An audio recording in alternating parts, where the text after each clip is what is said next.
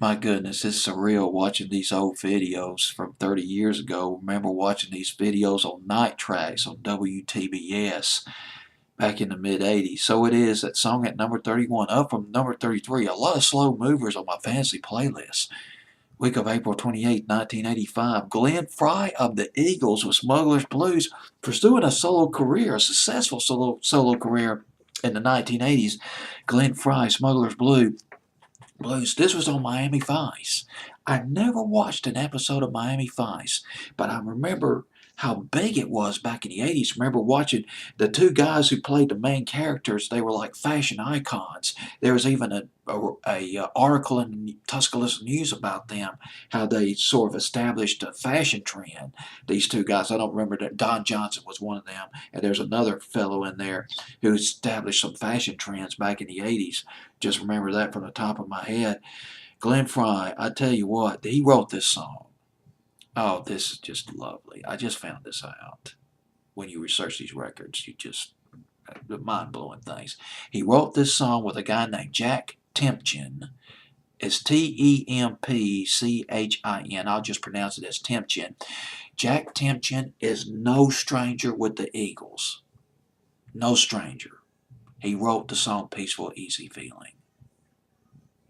Massive hit for the Eagles from their first album back in the winter and spring of 1973. A year later, he wrote another hit record done by the Eagles, Already Gone, spring 1974. He wrote that. And in the 80s, he collaborated with Glenn Frey on We Belong to the City, fall 1985, and a couple of songs that Glenn Frey came out with in 1982. They're Lost 45s now. The One You Love, which was pretty big, fall of 1982, but a lot of people don't remember that. And I Found Somebody by Glenn Frey. Both of those songs from his first album, co-written with Jack Tempchin. Jack Tempchin. The album is the album is called The All Nighter. First single off of that, I remember the first single off the album, Sexy Girl. Glenn Frey. He had it going on back in the day. A ladies' man. But that song was not, well, it did okay. It went to number 20. Smuggler's Blues did better, though. It went to number 12 on Billboard's Hot 100. And I got off talking about Miami Vice. There was an episode on Miami Vice that was named after the Glenn Frey record, Smuggler's Blues. I believe it was the 15th episode of Miami Vice. If you're a Miami Vice fan, you know what I'm talking about.